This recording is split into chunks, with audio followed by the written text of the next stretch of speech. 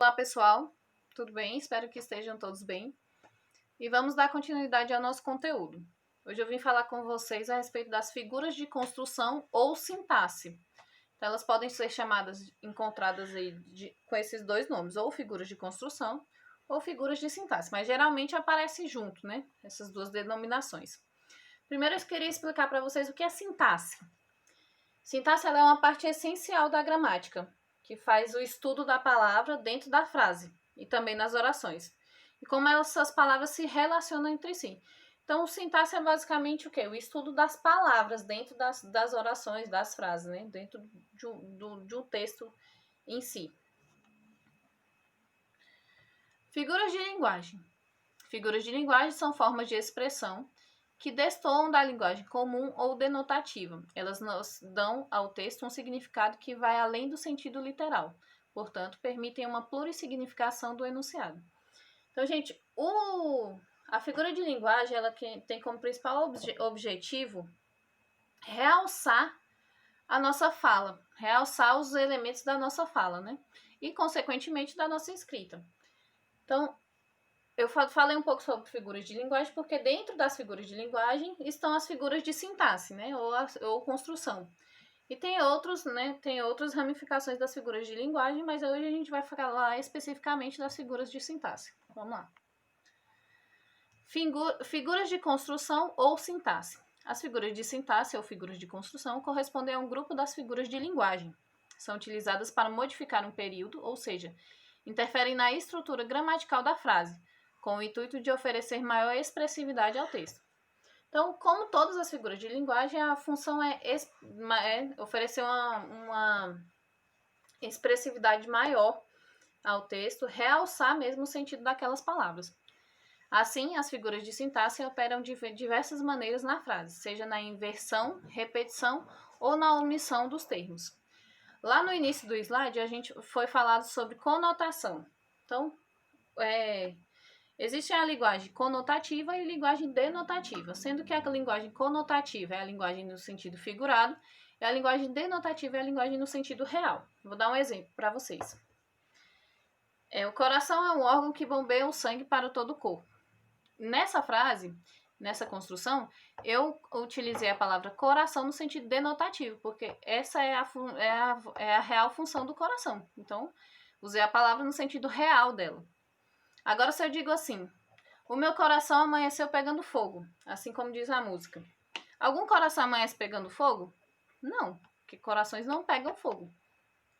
Então, nesse caso, eu usei a palavra coração no sentido conotativo. Então, para vocês entenderem essa diferença entre denotação e conotação, já que as figuras de linguagem, elas fazem uso da linguagem do sentido figurado, da linguagem conotativa. Começamos aí, então, com a nossa primeira figura de sintaxe. A elipse é a omissão de um ou mais termos, os quais não foram expressos anteriormente no discurso. Entretanto, que são facilmente identificáveis pelo interlocutor ou receptor. Exemplo, na sala, apenas 4 ou 5 convidados. Então, aqui foi omitida uma palavra nesse exemplo. Aqui a gente poderia, não que a frase esteja incorreta, essa frase é uma frase de Machado de Assis. Então, mas foi omitida uma palavra. Na sala haviam apenas 4 ou 5 convidados. Então, percebam que a palavra havia não aparece ali na frase. Mas isso não impediu que a frase fizesse sentido. Mas a gente sabe que ali existe uma figura de linguagem chamada elipse, já que foi omitido um termo. Zeugma não é um remédio, é só uma figura de linguagem mesmo.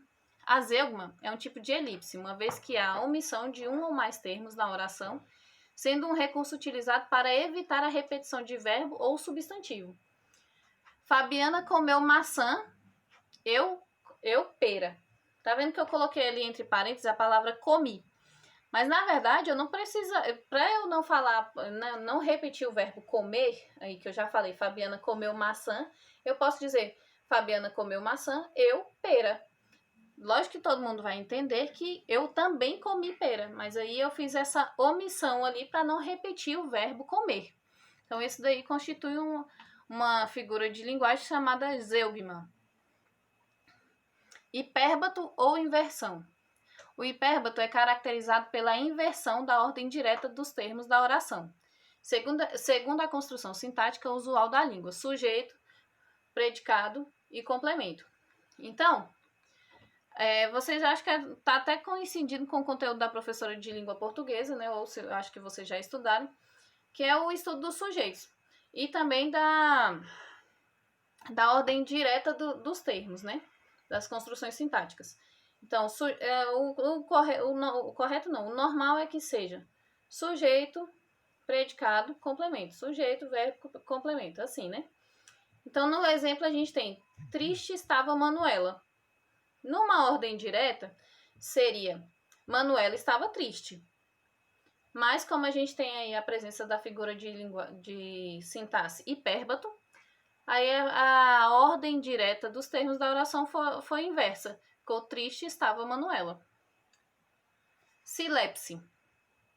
Na silepse, a concordância da ideia e não do termo utilizado. São classificadas em...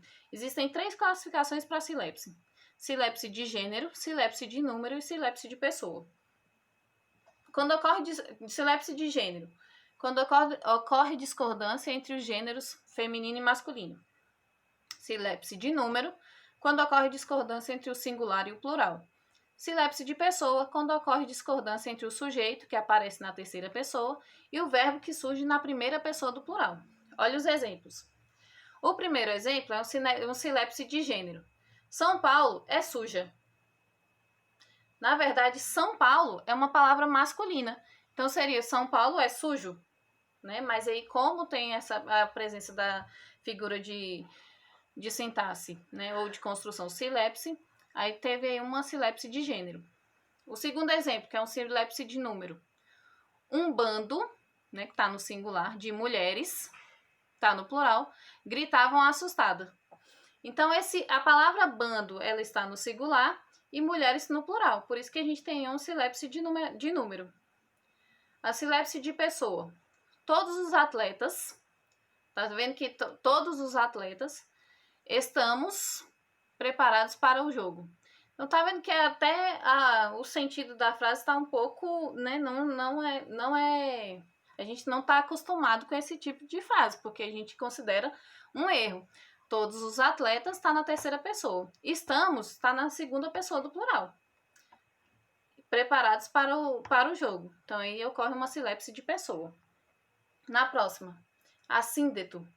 A figura de pensamento assíndeto é caracterizada pela ausência de conjunções.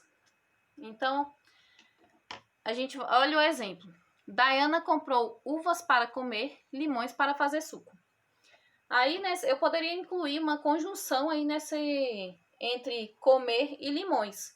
Só que, como o exemplo não tem essa conjunção, ele constitui um assíndeto. Seria, né, se não tivesse com essa figura de linguagem, seria: Diana comprou uvas para comer e limões para fazer suco, já que a palavra e é uma conjunção. Mas como tem a presença da figura assíndeto, então foi essa figura de linguagem, ela, né, suprimiu essa conjunção aí. Polissíndeto. Ao contrário do assíndeto, né, que não deixa que não deixa que as conjunções apareçam, o polissíndeto é caracterizado pela repetição da conjunção coordenativa. Então, olha só o exemplo. Dolores brigava e gritava e falava. Então, enquanto o assíndeto ele suprime a conjunção, o polissíndeto ele, né, repete, ele faz uso da repetição das conjunções. A conjunção é essa palavra que está em destaque aí, a palavra e.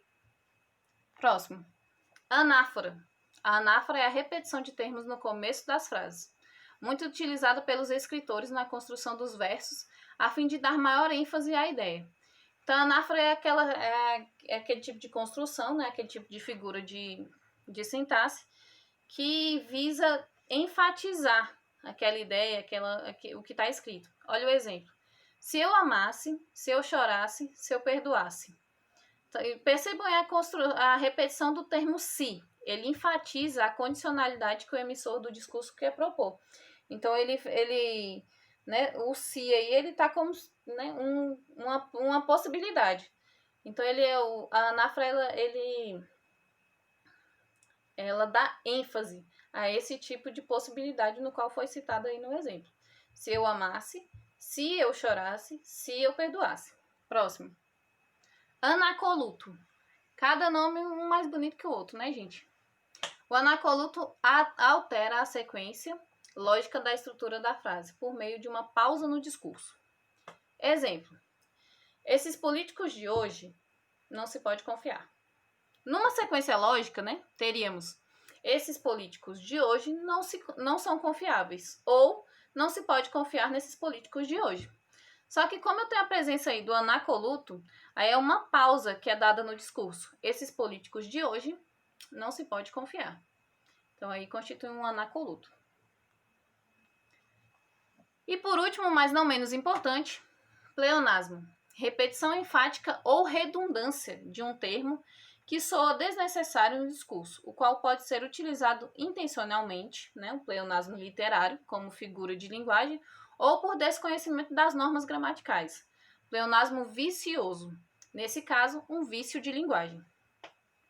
Gente, esse aí é a figura de sintaxe que eu acho que mais acontece, né? Porque realmente, igual foi dito aí, é um vício de linguagem. A noite escura da Amazônia. Note que a noite já pressupõe escuridão. Então, se a noite, né? Se é noite, já é escura. Eu não preciso falar noite escura. Mas nesse caso aí foi usado no sentido literário, né? Um pleonasmo literário, né? Dando ênfase aí à linguagem. Então, utilizando essa figura de linguagem. Agora, um exemplo de pleonasmo vicioso é aquele quando a gente fala subir para cima, descer para baixo, entrar para dentro, sair para fora. Esse tipo de pleonasmo a gente deve evitar, porque eles não estão de acordo com as normas gramaticais. Então foi isso. Nossa aula foi sobre figuras de sintaxe ou de construção. Espero que vocês tenham entendido. Se houver dúvida, vocês podem falar comigo no grupo pelo WhatsApp, tá bom? Um abraço e até a próxima.